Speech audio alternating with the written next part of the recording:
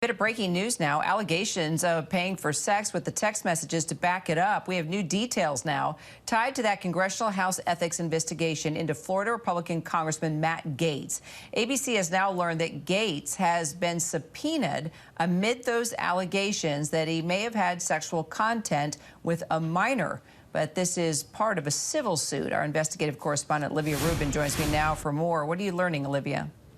Kira, a remarkable development, as you just said. Congressman Matt Gaetz, sources telling ABC News, has now been subpoenaed as part of ongoing civil litigation that is underway in the state of Florida. And remember, Kira, this all relates to allegations that have ensnared Congressman Matt Gaetz for years, that he had sexual relations with a woman when she was a minor. And remember, Congressman Matt Gaetz was the subject of a Department of Justice probe because of those allegations, and ultimately no charges were brought. He has long denied that he had any such sexual relations. He has even said that the alleged minor did not exist. But now, according to this remarkable reporting from our investigative reporter, Will Staken, fast forward years later, the woman who was then a minor is now in her 20s, and she has issued this subpoena to Congressman Matt Gaetz. And again, part of an ongoing civil litigation in Florida that was brought by sort of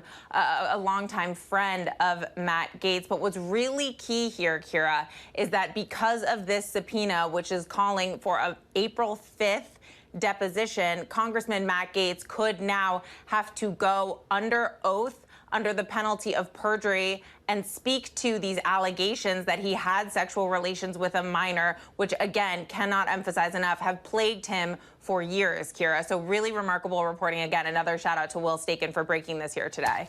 Right, because we had followed the ethics committee and this investigation. It sort of went away for a bit of time. So how is this going to, I guess, rev it back up again, or did it really never stop?